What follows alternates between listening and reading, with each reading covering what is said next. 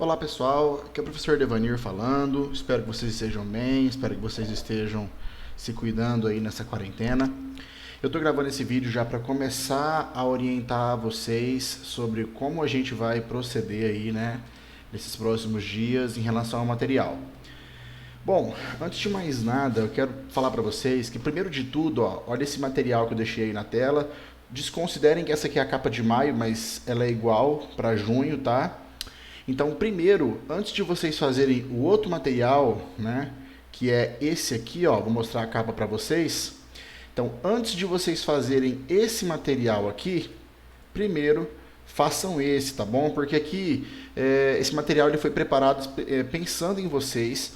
Então, algumas coisas que estão aqui já vão ajudar vocês a fazer o outro material, tá? Então, esse material aqui ajuda vocês a fazer esse material aqui. Então, façam primeiro o outro, tá bom?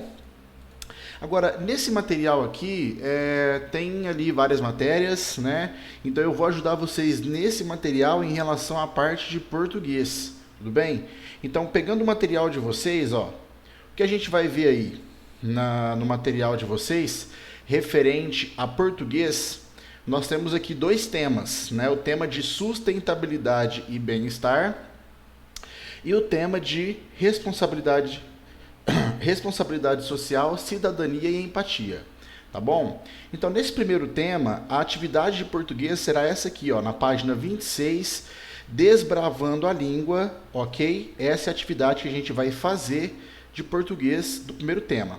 Já no segundo tema, a atividade de português é essa aqui, ó, a última, refletindo sobre o eu e o mundo.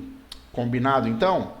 Bora lá, então. Eu vou falar um pouquinho sobre essa primeira atividade hoje, espero ajudar vocês. Eu vou explicar sobre essa atividade aqui, desbravando a língua. Então, vamos lá na página dela, que é a página 26, ok? Bom, como vocês podem ver, nós temos aqui um poema, né? Na verdade, um cordel do coronavírus, né? E ele é muito legal porque ele traz umas informações bastante pertinentes em relação ao coronavírus, além dele ser bastante sonoro, né? Bastante rítmico, e dá pra gente se divertir e aprender bastante com ele, tá? Esse poema é de autoria do Tião Simpatia, um autor cearense, se não me engano. E ele foi um cara que ele aprendeu a escrever já depois de adolescente, ele aprendeu a ler já bem depois.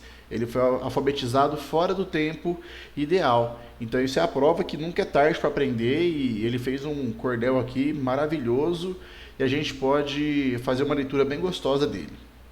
Eu vou ajudar vocês, né, no referente às perguntas. Eu acho que eu não preciso fazer leitura porque é uma leitura bem fácil. Então vocês façam a leitura, a ordem já está colocada aqui nos parágrafos para vocês. Então, 1, 2, 3, 4. Aí volta para cima, 5, 6, 7, 8. Sobe de novo, 9, 10, 11, 12. E assim por diante, ó, 13, 14, 15, 16, 17, 18. Termina aqui o cordel. Deixei aqui o link para quem quiser acessar, quem tiver como, tá? Só acessar esse link aí que vocês vão ver o cordel lá no site. E aqui eu falei um pouquinho sobre o que é o cordel, né? Eu estou dizendo aqui que o cordel é literatura popular que se caracteriza principalmente por sua expressividade devido à escrita manter características típicas da fala. Então, no cordel, as pessoas muitas vezes, né, elas escrevem como elas falam, né? Então ela usa uma língua ali totalmente comum no seu dia a dia. Então, geralmente é bem regionalizado. Então vocês vão ver aqui algumas expressões típicas da região deles, né? Então é basicamente isso. E ele vai rimar, ele vai ter uma sequência de rimas, ele vai ter uma história sendo contada. Vocês vão perceber que as rimas acontecem sempre nos mesmos versos aí de cada estrofe. É um padrão que o cordel tem. Aí a primeira pergunta está falando o seguinte: ao ler um texto, percebemos que ele possui uma intencionalidade, isto é, o autor o produziu pensando em atingir determinado objetivo. Uma receita de bolo orienta o leitor a como fazer o bolo, por exemplo, né? Então, nesse cordel aqui, se a gente observar esse cordel com atenção, lendo o que o cara está falando sobre o cordel, qual que é a intenção dele quando ele fez esse cordel, o que ele espera que esse cordel, qual é o objetivo que ele espera que esse cordel atinja, Então, para vocês saberem disso, vocês vão ter que ler o cordel com atenção, reconhecer o conteúdo, o significado desse cordel, e aí vocês podem pensar, tá, então o cara falou nesse cordel sobre... sei lá, ele falou no cordel sobre como a gente deve sair de casa nessa época de coronavírus. É sobre isso que ele está falando?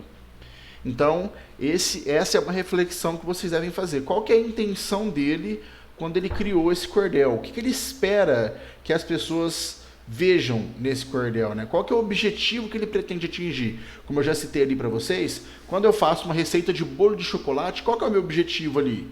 Eu espero que a pessoa que leia a receita consiga fazer um bolo de chocolate, aprenda a fazer um bolo de chocolate. Mas e nesse cordel? Ele fez esse cordel pensando em um objetivo. Qual foi? Depois nós viemos aqui, ó, para a próxima questão, certo?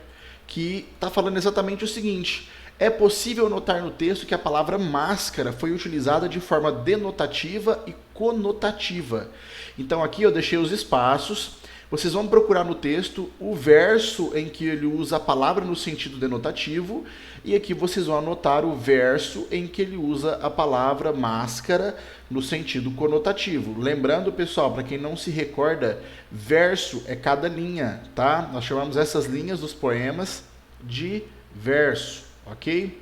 Então é só vocês procurarem ali no poema, ali no cordel, qual é o verso que ele usa a palavra máscara no sentido denotativo e qual é o verso que ele usa a palavra máscara no sentido conotativo. E aqui eu estou explicando para vocês o que é o sentido denotativo e o que é o sentido conotativo, tá? Então o sentido denotativo é o sentido original da palavra, para que ela foi criada. Então quando eu falo, por exemplo, touro, se eu falo assim... tem um touro no pasto, né? Esse touro, qual é o sentido dessa palavra touro? É aquele animal quadrúpede, né? Que muitas vezes possui chifre, né? Um bovino. Então eu estou falando do animal. Então touro nesse caso é o sentido denotativo, porque é o sentido original da palavra. É o sentido original que está no dicionário geralmente, embora alguns dicionários possam trazer também sentidos conotativos, tá? Agora, qual que é o sentido conotativo? É outro sentido que eu posso dar para essa palavra que não seja original. Por exemplo, eu tenho um vizinho que ele é bodybuilder, ele faz lá academia, ele é fortão, e aí eu falo, caramba, o Marcos é um touro. E aí, nesse caso é porque eu coloquei o nome no animal de Marcos, eu estou falando do animal lá do pasto, ou touro, nesse caso, é uma forma como eu estou usando para me referir ao meu vizinho, que eu acho ele muito forte. Então, repara, nesse segundo exemplo, eu usei a palavra touro no sentido conotativo. Por quê? Porque eu não estou usando ela no sentido de animal, no sentido original para a qual ela foi criada. Tá bom? Depois nós vemos aqui para a letra C. Na estrofe 14, é possível perceber que pessoas de classe alta, baixa e média foram afetadas por uma mesma tragédia. Qual? Então, se vocês lerem o poema, essa questão aqui é muito fácil. É só vocês perceberem que lá no poema ele está falando que uma tragédia acometeu, né, envolveu pessoas das classes alta, baixa e média. E aí você vai ter que perceber de qual tragédia é essa que ele está falando. Depois aqui nós temos... houve um erro de digitação aqui, pessoal. Então aqui está a letra C, aqui também, mas na verdade aqui é a letra D, tá? Na hora de passarem lá, ocorreu um erro aqui.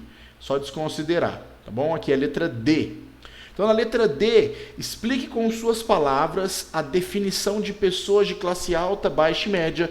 Essa resposta aqui, ela é um pouco pessoal, tá? Então, o que vocês entendem por pessoas de classe alta, baixa e média? Mas, obviamente, lendo o texto com bastante atenção, você consegue deduzir, você consegue imaginar que tipo de pessoas são essas que ele está se referindo, tá bom? Mas usa aqui o seu conhecimento de mundo para responder. Responda aqui no espaço destinado para isso.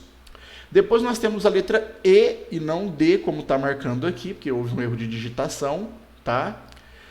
Ainda na mesma estrofe, ou seja, né, nessa mesma estrofe que foi citada anteriormente, o eu lírico, né, a voz que fala no poema, para quem não se lembra do eu lírico, né, lembra que texto narrativo tem narrador, que é aquela pessoa que conta a história. O poema, ele não tem narrador, ele tem eu lírico, né? Porque quando você escreve um poema é como se tivesse alguém que está falando aqueles versos que você está lendo. Então, essa voz que fala no poema nós chamamos de eu lírico, bem? Então, esse eu lírico, ele diz que apesar de estarem na mesma tragédia, não estão no mesmo barco, né? E aí eu cito aqui o trecho que ele fala isso, ó, vítimas da mesma tragédia, mas no mesmo barco não, correto? E aí, de acordo com o Cordel, o que isso significa? Aí, pessoal, vale lembrar que quando ele fala que não estão no mesmo barco, né, isso tem um significado popular. Se vocês se lembrarem, né, quando alguém está numa dificuldade, por exemplo, é comum alguém falar para ele assim, aí, meu amigo, você vai sair dessa, nós estamos no mesmo barco, né? Então, isso é uma fala comum, uma fala popular, né, de estar no mesmo barco. Se vocês se recordarem bem, vocês já devem ter ouvido alguma vez alguém falar sobre isso, ou se não alguém conhecido, um filme, uma série, é uma fala bem comum. Aí eu quero que vocês expliquem para mim o que ele quer dizer com vítimas da mesma tragédia, mas no mesmo barco não, tá bom? Ele fala na mesma estrofe que ele vai falar aqui de pessoas de classe alta, baixa e média, na estrofe 14, tudo bem? É só vocês olharem lá com atenção que vocês conseguem entender isso aí e resolver tranquilamente. Tudo bem, pessoal? E aí, feito isso, explica aqui nessas linhas certinho o que vocês entenderam, o que vocês acham que isso significa. E aí essa primeira atividade já vai estar concluída. Valeu então, pessoal, espero ter ajudado vocês. Qualquer dúvida, vocês estão lá no grupo comigo. É só falar que assim que eu tiver um tempinho eu respondo para vocês, tudo bem? Beijão e abraço a todos e até a próxima.